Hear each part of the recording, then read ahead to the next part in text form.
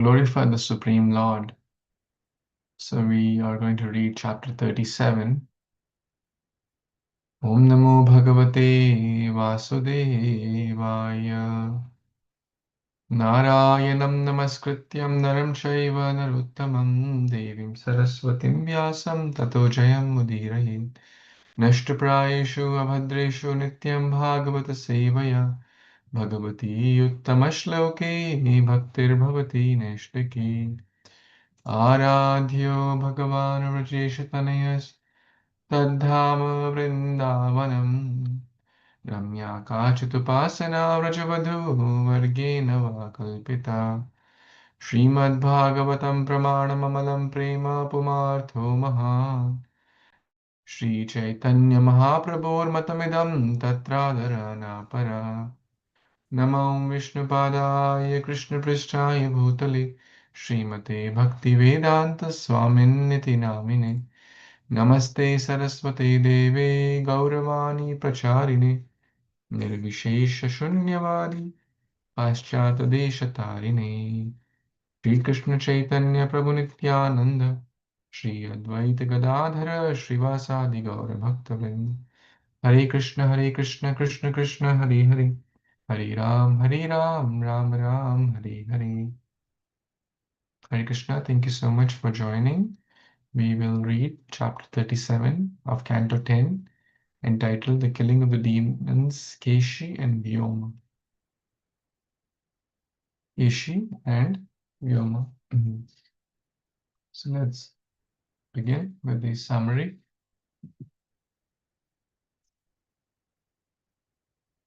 This chapter describes the killing of the horse demon, Keshi. Narada's glorification of Lord Krishna's future pastimes and Krishna's killing of Vyomasura. On Kamsa's order, the Keshi demon assumed the form of a horse, a huge horse, and went to Vraja. As he approached, his loud neighing terrified all the inhabitants, and they began looking for Sri Krishna. When he saw the demon, Krishna came forward and challenged him to come near. Keshi charged Krishna and tried to strike him with his front legs. But the Lord seized them, whirled the demon around several times, and then threw him a distance of 100 bow lengths. Keshi remained unconscious for some time. When the demon regained consciousness, he furiously charged Krishna again, his mouth agape. The Lord then thrust his left arm into the horse demon's mouth, and as Keshi tried to bite the arm, it felt like a red-hot iron rod.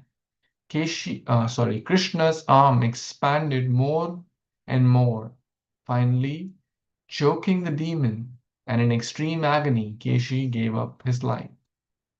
Lord Krishna then removed his arm. He stood calmly, showing no pride at having killed the demon. As the demigods showered down flowers from the sky and glorified the Lord with prayers. Do you want to read? Anyone wants to read this paragraph? I can read through. Yes, ma'am. Soon thereafter, right? Yes. Soon thereafter, Narad Muni, the great sage among the demigods, approached Krishna and prayed to him in various ways, glorifying the Lord's future pastime. Then Narad paid his obeisance and departed. One day, while tending the cows, Krishna, Balram, and the cowherd boys became engrossed in playing hide and go seek. Some of the boys took the role of sheep, the role of sheep, some of the role of thieves, and other shepherds. The shepherds would search for the sheep when the thieves stole them. Taking advantage of this game, a demon named Vyoma, sent by Kamsa, dressed himself like a cowherd boy and joined the band of thieves. He abducted a few cowherd boys at a time and threw them into a mountain cave, keeping them there by blocking the entrance with a boulder. Gradually, Vyomasura abducted all but 4 or 5 cowherd boys. When Krishna saw that demon was doing, he ran after him, grabbed him, and killed him, just as one would kill a sacrificial animal. Um, I think this is similar like Pralambasur, right? He's also disguised into a cowherd boy, and they were playing. I mean, that demon was killed by Balram, but it's same like that they. I mean, if we see that all the demons are disguised, like Putana or um, Pralambasur, they all are in disguised form. They come in. We say that our heart is the demons, every demon represents some anarthas, right? And these are anarthas in our heart. So we pray to the Lord that you come and kill these demon form of anarthas in our heart. Um, like we disguised ourselves that, like I'm saying that, this is the nature of this world that we have. Nobody's showing their anarthas, right? I mean, in this world, everybody has many anarthas, but we act like a very nice person. We think like that. This is the nature of this world we are seeing, right? That we represent ourselves. Like that's why we say that this is an age of a hypocrisy and quarrel. So we have the anarthas, but we try to show off and hide the anarthas, which is actually need to show because we have to get rid of these anarthas. But we actually pamper anarthas. I'm talking about myself, pamper the anarthas and hide them and conceal our anarthas and showing our good qualities. I mean, not showing, like pretending.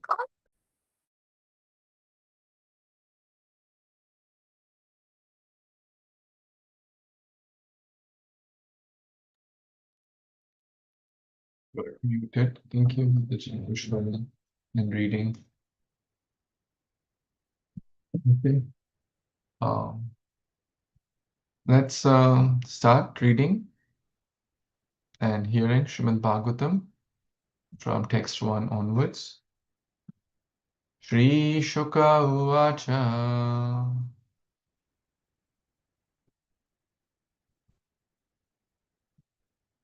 Keshitu Kamsa Prahitaha Keshitu Kamsa Prahita Kurer Mahim Mahahayo Nir Jarayan Manojavaha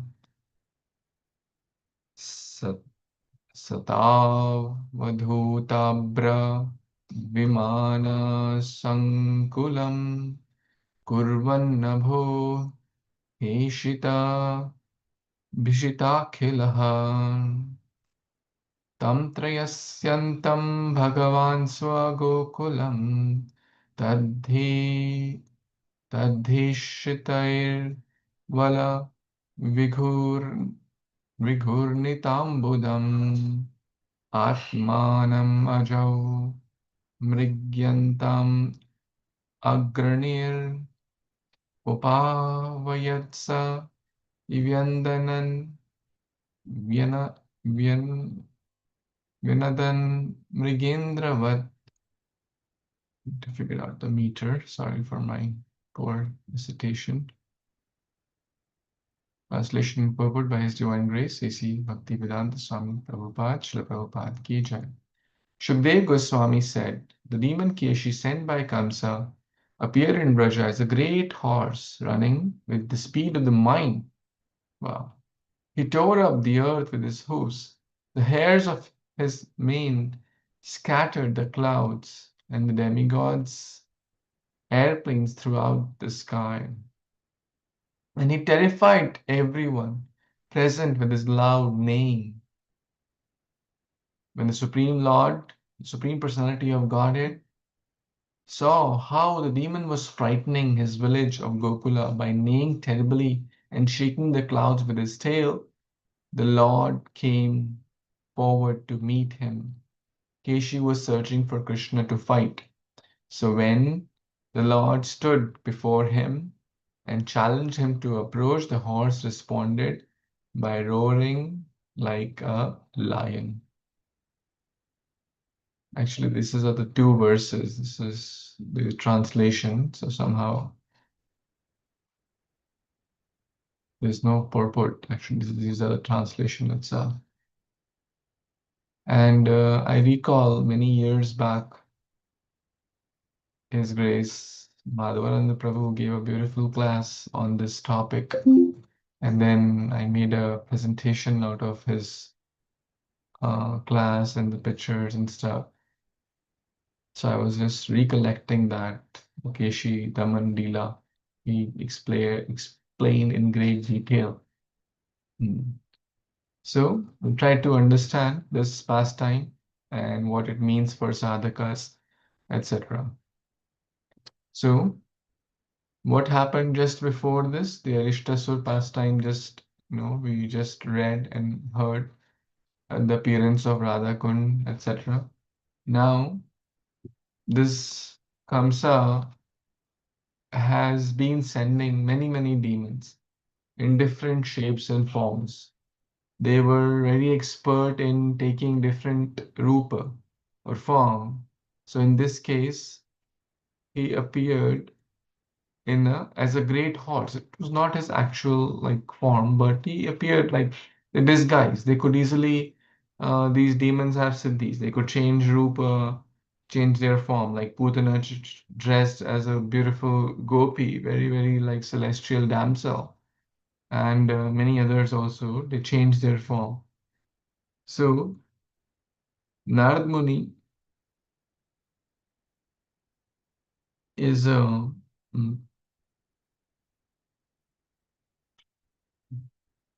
going to describe the future pastime also. Mm. The killing of Keshi demon is described, and the future pastimes also are going to be described.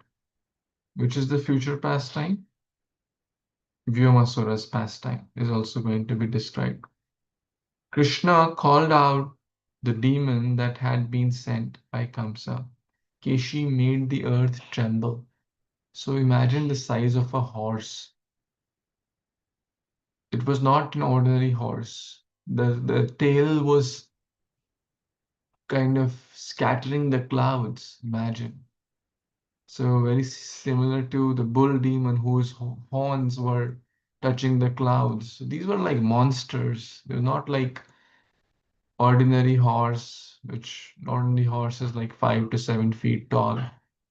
Hmm. Now imagine a horse which is touching the sky. How big, how monster, like how terrifying it would be to ordinary innocent Braja residents. Hmm. So he was terrifying, similar to Arishta. As he was running, as he was charging, he was terrifying everyone. Mm. And especially the loud neighing, right, was very, very ferocious. It was not a pleasant scene at all. It was just imagine even an ordinary dog charges towards us. An ordinary horse, an ordinary 6, 7 feet horse starts charging towards us. How will we feel? We'll feel so terrified. Now, multiply that with 100 million times. That was the size of this horse because it's an ordinary horse is a 6, 7 feet. Now, this horse is million times bigger than that.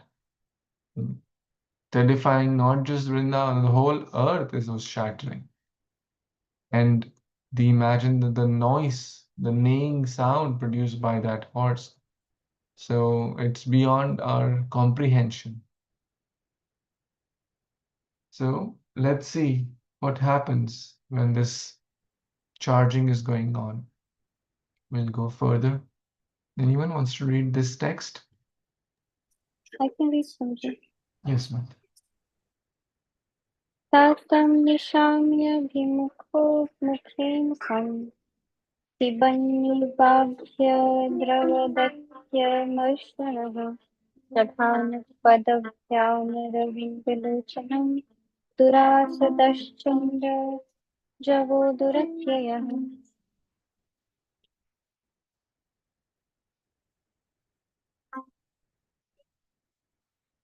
Translation by A.C. Bhaktivedanta Swami Prabhupada, Srila Prabhupada Ki Jai. Seeing the Lord standing before him, Keshi ran toward him in extreme rage, his mouth gaping as if to swallow up the sky. Rushing with furious speed, the unconquerable and unapproachable horse demon tried to strike that lotus-eyed lord with his two front legs. Thank you, Prabhupada. Hare Krishna.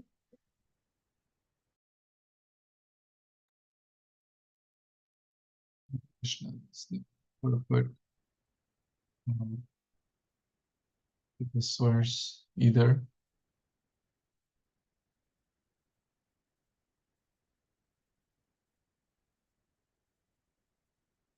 One time, Srila Prabhupada was asked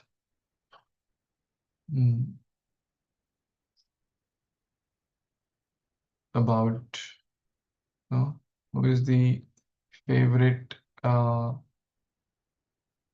animal. Right? Who is your favorite animal? Prabhupada, of course, replied differently in different occasions.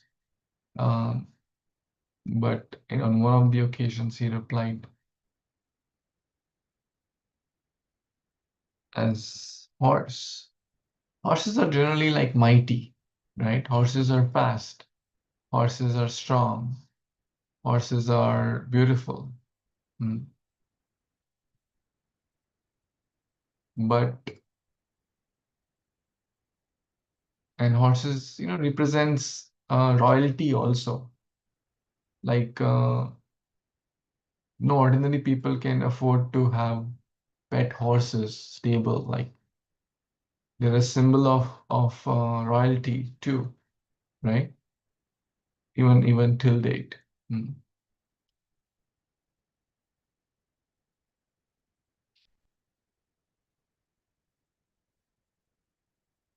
But when the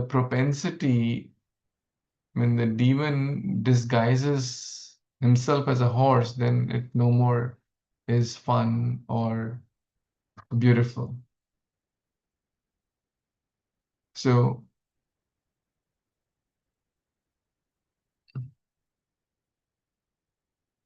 little bit background of this story. Madhumangal was dressed by Krishna as Krishna. Because, friends, they are having this friendship and this rasa, sakhya. So they are having fun, gala time, eating wonderful preparations and prepared by their mothers. So the cowherd boys are grazing, the cows are playing beautifully. In Madhumangal, one of the cowherd boys who's fond of laddus, joked with Krishna, "Hey Krishna, my dear friends, my dear friend, you are so dear to inhabitants of Vrindavan. They all love you. They please you by giving you laddus and preparations and sweets, etc. Let me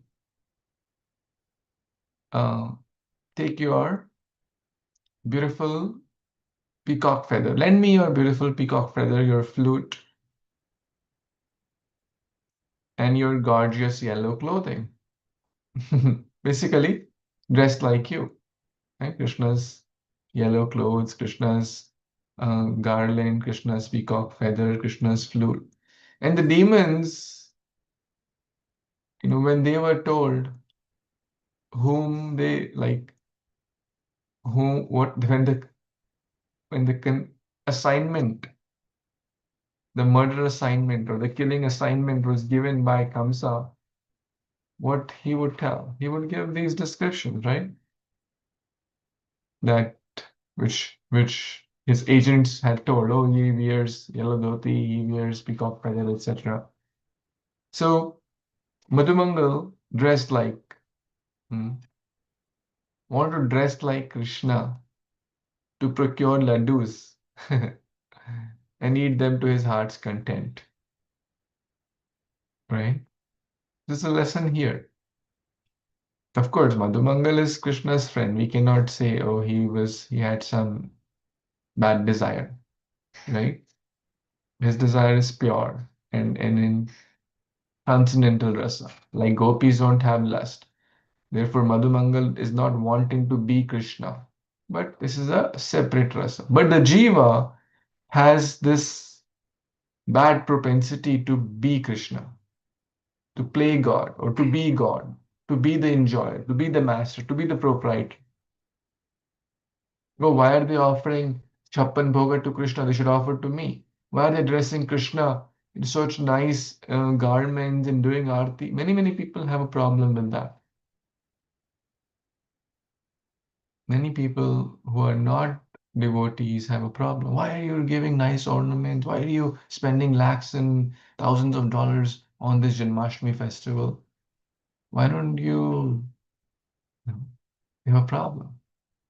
Why is a golden crown and a pearl diamond studded crown is given to, Tirupati Lord?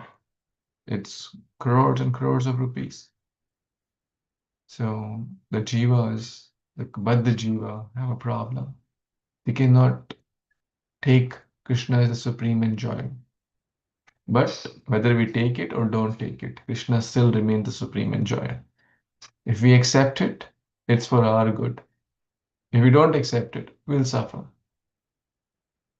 We'll suffer. Madhumangal is teaching us a lesson. We try to be Krishna, so try to act like Krishna. What happened? Out of affection, it's a transcendental pastime, but teaching us lesson. So Madhumangal dressed as Krishna, but then came the demon. Now Madhumangal cannot handle the demon, Keshi, right? And then he ran towards Krishna. He's like all terrified. And then even Keshi realized that like this cannot be, and he's like, hmm. So no one, Keshi, whom no one could approach. Dura Sadam or defeat. Two words are used here to address whom? To address Keshi. That he was very difficult to approach and or to defeat. Dur Atayaha. No one could defeat him. In short, he was no ordinary demon. Very, very powerful.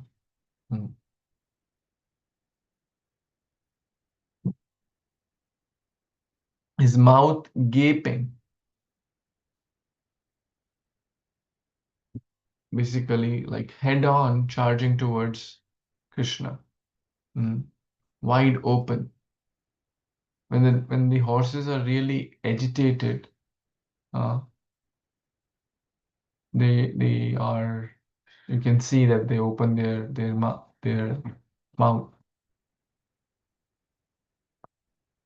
basically to show anger, to show fury, to show their rage, as mentioned here. Keshi ran towards him in extreme rage, swallowing up the sky, and he attacked the Lord, tried to strike the Lord. How? With the two front legs. Dura, Shadaha, and Dura, Tyayaha. Pradhyam, Padbhyam, Padbhyam. With his two front legs, he attacked or tried to attack, right? Let's see what happens in this transcendental fight. Mataji, would you like to read? Text 4.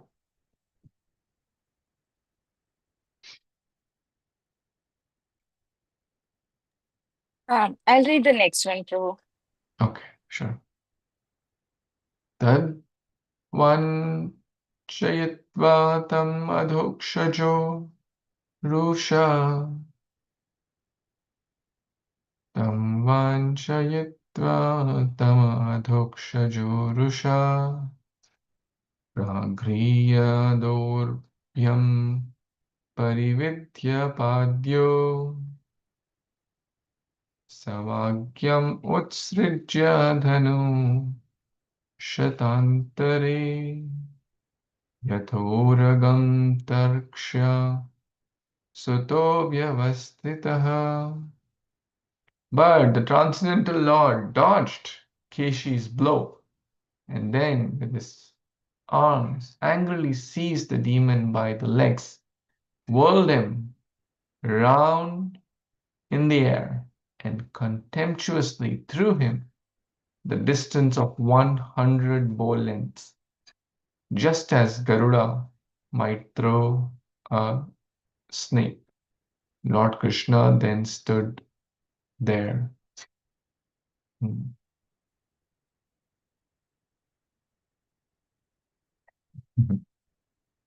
Hare Krishna. This Bhagavatam is so even cinematic.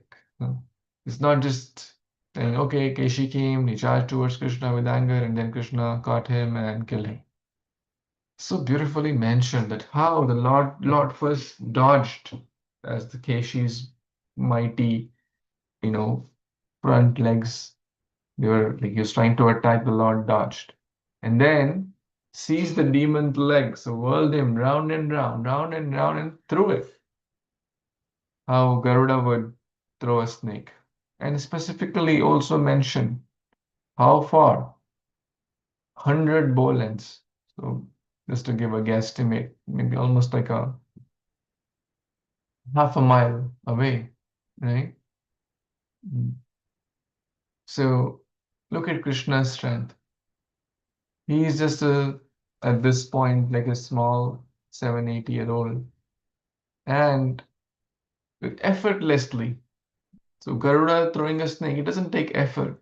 Like a baby throws Legos, right? It doesn't take effort. So Krishna threw this huge, big, mighty Keshi effortlessly. Mm.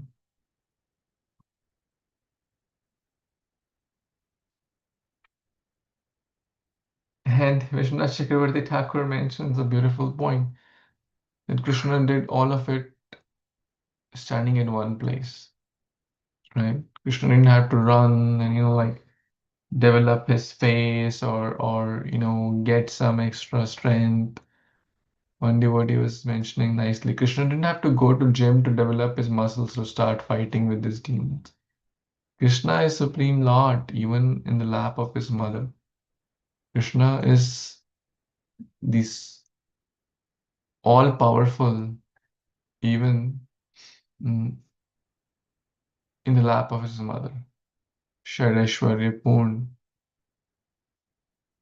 So, this is a picture also. You want to see Keshi charging towards Krishna, and Krishna dodged and threw him. All these pictures are quite powerful. This Keshi traveling with the speed of mind. How far? Mind can travel millions of miles in a second. Right? The moment you think of Vrindavan, you're in Vrindavan. Faster than a jet plane or in the fastest of the planes. So what happened? Krishna grabbed his legs and threw him almost 100 yards. Let's hear what happens further. Yes, Mataji, you want to read?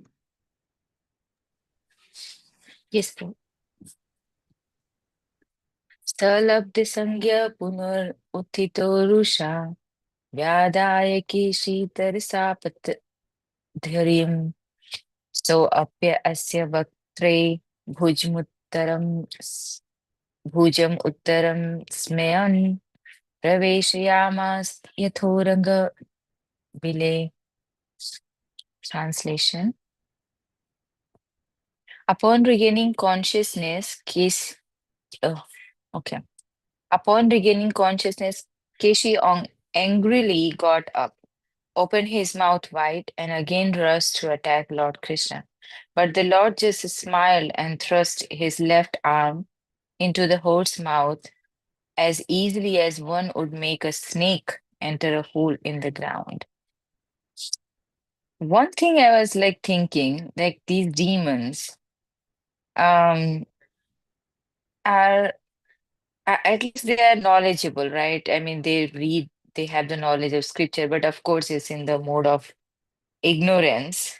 Um, but they see that any demon which was sent to kill by the Kamsa to kill Krishna is all dead, right? But still they are repeated you going to kill, they try to kill Krishna, they try to kill Krishna. So our situation is like that. Like we see that like we cannot find happiness in this material world at all. Krishna himself, he made this material world and he says that this is dukhale mashashvatam. But they put the board there. But still we try to find happiness in this material world. We try to adjust our situation in this material world. As like the demons they do, and they say that no, this time I will defeat Krishna, this time I will kill Krishna. And they don't see the history that in a in a whole history, nobody was even able to defeat Krishna. So we say that like chewed being chewed, chew being chewed. That verse was there in Bhagavatam, right? So that is the thing that here, and of course you are saying, I like the point that you mentioned that the whole Bhagavatam is like a movie, is going on that how he was all the like appearance, how the demon looks, how he disguised his, what Krishna did, how he put the arm, and I mean every single detail, like small detail, and that is a small detailing is actually a sign of love that we are showing. If you love someone, we actually notice every small detail of that person. So, like Ved Vyasji, when he wrote this Bhagavatam, so every single detailing he has mentioned because he has that love for that. That oh, Krishna looks like that, and every single thing. So, this is beautiful. And one more thing I like this one, Prabhu. He says that he come to us to attack Lord Krishna, but Lord just smiled. So Krishna is always smiling.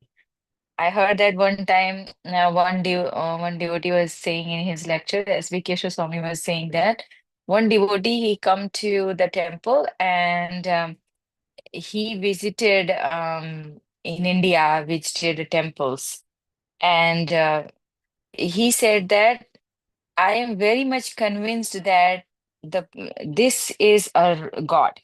This is a God. This is a real God. Then he asked that, I mean, some of the devotee asked that, how do you convince that? He says that I don't believe in God, but by seeing this, I am pretty much confident that this person is a real God.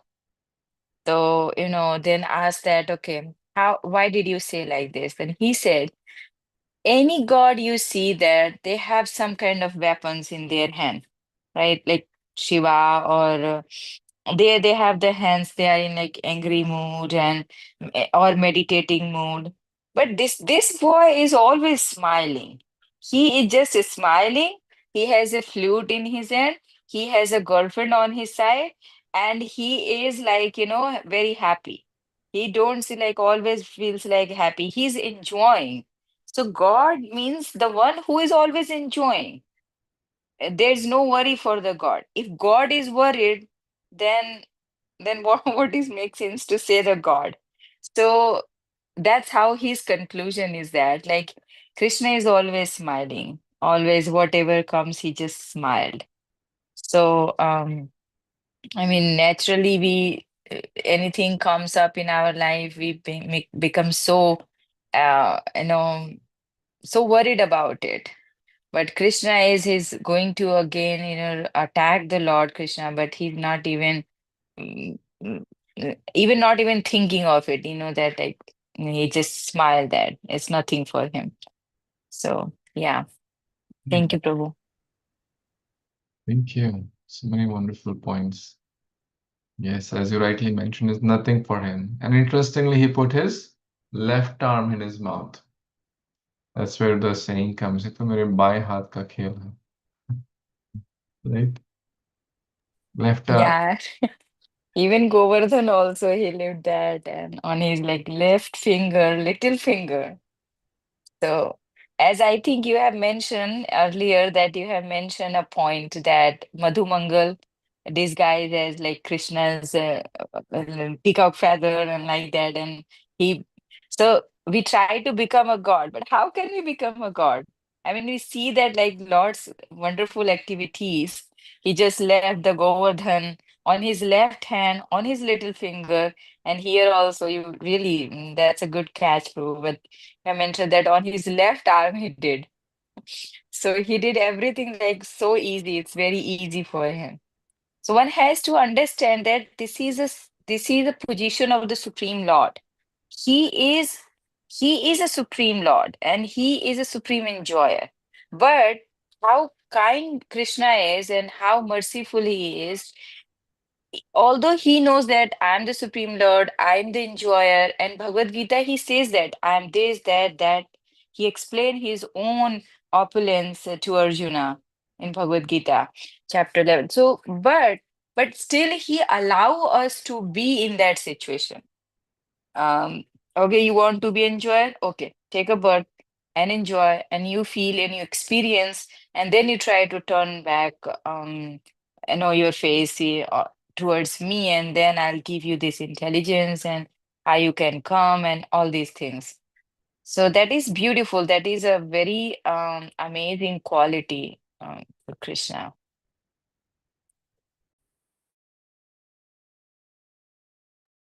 Thank you. Thank you so much, Mataji. There are multiple kinds of people in this world. Some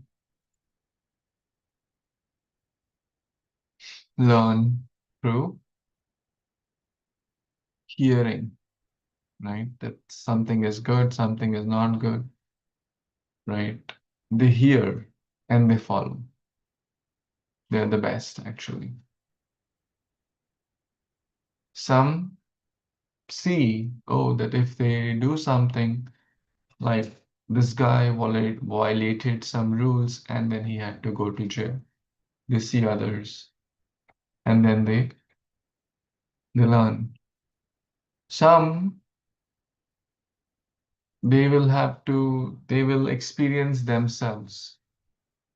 They'll get a ticket and then they will start obeying the traffic rules more seriously. They'll not hear that the friend got a ticket or someone got a ticket because of violating the traffic rules, so they want to experience. Even lower than that is someone who experiences and still does not mend their ways. Keshi is showing us that. He came charging at full speed, all the might, and Krishna effortlessly threw him like a piece of Lego or a piece of cake. But he lost his consciousness for some time. And as we hear in this verse, that he regained his consciousness Labdha, regaining. Sangyaha, he regained. Punaha, again. Again he rose up. So some people, Keshi, Sa, he, the Keshi demon, now Rusha, his anger is agitated. His anger is like peaked up now. As it is said that when we give advice to foolish people, they become more angry. So Keshi, what does Keshi represent? As per Srila Bhaktivinoda Thakur, Keshi represents the bad desire to promote oneself as advanced, as superior, as guru, as great, as something they are not. I am a great leader, a great singer, a great um, shastric, learned person. In short, I am better than you. You are inferior, I am superior. I am guru, I am leader, I am expert, I am this, I, aham mameti. So basically, showing pride in our devotional service and achievements. Oh, I'm a great singer. Oh, I'm the best Mridanga player. Oh, when I cook, everyone is glorifying the prasadam. So it may come in spiritual life also if we are not careful. Keshi represents the sense of vanity, ego, superiority. And therefore, proud people, they often boast about themselves through their own mouth. The mouth here, big mouth, open mouth. You see, that's what Keshi is representing. नहीं अपना अपना भाषण उनका खत्म नहीं होता. They have a big mouth. Big mouth means always glorifying one's own self, lacking humility, lacking the quality to see good in others. Humble people, they don't glorify themselves. We have so many examples from our acharyas in the Shastra. They are always seeing good in others. They're always, there's a beautiful um, verse where Lord Chaitanya Mahaprabhu mentions that one should glorify the qualities, the good qualities of others as if they have five mouths. Yeah. One should glorify the good in others. And this is what Krishna also does. Ishvara Swabhavar Bhakte Nalaya Prada Alpa Seva Bahumani Atma Prayanta Prasada. This is Vaishnava quality, to see good in others and to see always room for improvement um, of but this Keshi demon which is inside all of us, we always want to glorify ourselves, we always want to put ourselves at the center, we always want to mm, show how great of a preacher I am, cook I am, this I am, that I am, etc., etc.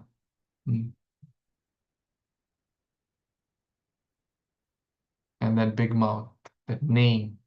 Mm. So one has to be careful. Mm.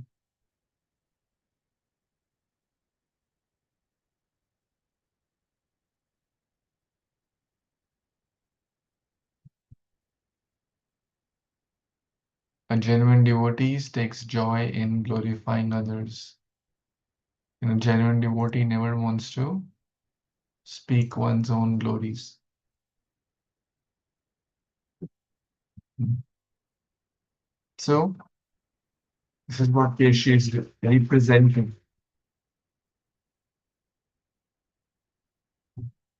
Keshi couldn't see good in Krishna, Keshi couldn't see good in the Vrajavasis. Keshi wants to put down Krishna with his feet. Keshi wants to put down Vraja residents with his feet and prove, oh, I am the best. Oh, I'm the mightiest. Oh, I'm the powerful. I'm the strongest. Very, very dangerous. A beautiful quote from His Holiness Adhanath Swami Maharaj in this connection. Every choice we make in life creates habits and conditionings, and the greatest conditioning is false pride. So there are some other slides which I did covered, but in case you want to see the greatest obstacle, I'm a better devotee, I'm a great devotee, I'm better than you. All this is Keshi's representing. But what happens even if one get to the Mount Everest? One devotee was sharing this. What happens? It's cold and lonely. Ever rest. It's not pleasing. One will not be happy. Even if everyone, says, okay, okay, Prabhu, you are the greatest. Okay, I surrender unto you. But one will not have any genuine friends, any people who genuinely care. People may even be subordinate, but out of fear, not out of love for that person. And one will feel cold and lonely. To prove, if one tries to use power, use force, one will never be happy. My way or highway. Right? Just imagine for your parent, your leader in any aspect. If we use force to prove our superiority, that just because I am in a superior position and you have to follow my instruction, just because I am great, I'm better, one will not be able to win hearts. One may get some followers, and that too temporarily. So one has to be careful.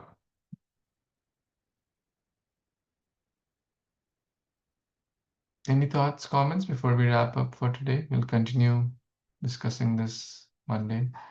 But any comments for today?